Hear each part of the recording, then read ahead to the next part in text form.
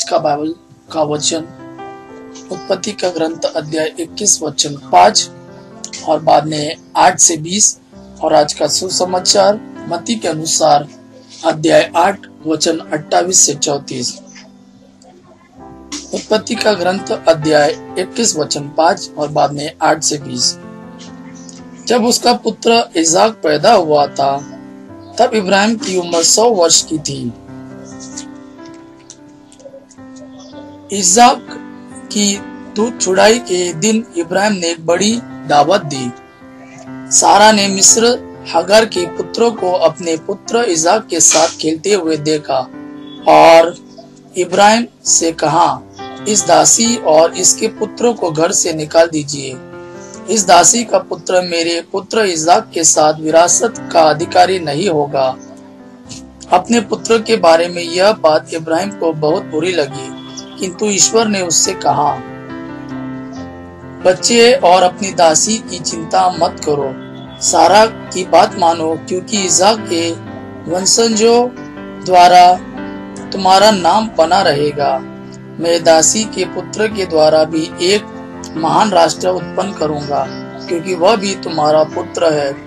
इब्राहिम ने सवेरे उठकर हागार को रोटी और पानी भरी मशक दी और बच्चे को उसके कंधे पर रखकर उसे निकाल दिया। हागार चली गई और बेएरशेबा के उजाड़ प्रदेश में भटकती रही। जब मशक का पानी समाप्त हो गया तो उसने बच्चे को एक झाड़ी के नीचे रख दिया और वह जाकर तीर के टप्पे की दूरी पर बैठ गई, क्योंकि उसने अपने मन में कहा, मैं बच्चे का मरना नहीं देख सकती। इसलिए वह वहां बैठी हुई फूट फूट कर रोने लगी। ईश्वर ने बच्चे का रोना सुना और ईश्वर के दूत ने आकाश से हागार को संबोधित कर कहा, हागार क्या बात है, मत डरो। ईश्वर ने बच्चे का रोना सुना, जहाँ तुमने उसे रखा है उठ खड़ी हो और बच्चे को उठाओ और संभाल कर रखो, क्योंकि मैं उसके द्वारा एक महान राष्ट्र उत्पन्न करूंगा। तब ईश्वर ने हागार की आंखें खोल दी और उसे एक कुआं दिखाई दी। उसने मशक भरी और बच्चे को पिलाया। ईश्वर बच्चे का साथ देता रहा। वो बढ़ता गया, उजाड़ प्रदेश में रहकर धुरंधर बना।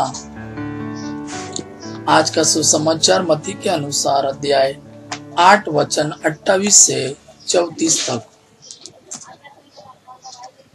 जब ईसा समुद्र के उस पार गदरेनियों के प्रदेश पहुंचे तो 2 अब्दुतग्रस्त मनुष्य मकबरों से निकल कर उसके पास आए। वे इतने उग्र थे कि उस रास्ते में कोई भी आ जा नहीं सकता था। वे चिल्ला उठे, ईश्वर के पुत्र, हमसे आपको क्या आप यहाँ समय से पहले हमें सताने आए हैं? वहाँ कुछ दूरी पर सुअरों का एक बड़ा झुंड चर रहा था। अब्दूत यह कहते हुए अनुनय विनय करते रहे, यदि आप हमको निकाल ही रहे हैं तो हमें सुअरों के झुंड में भेज दीजिए।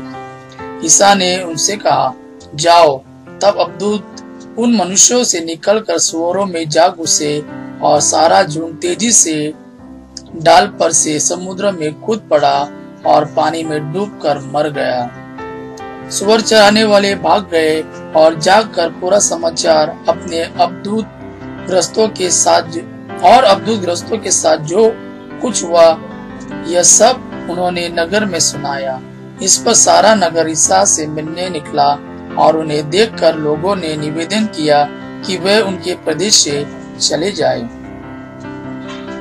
यह प्रभु का वाणी है। प्रभु को धन्यवाद। आबा पिता की महिमा और पुत्र यीशु का प्रेम आप पर सदा सर्वदा बना रहे। आमीन।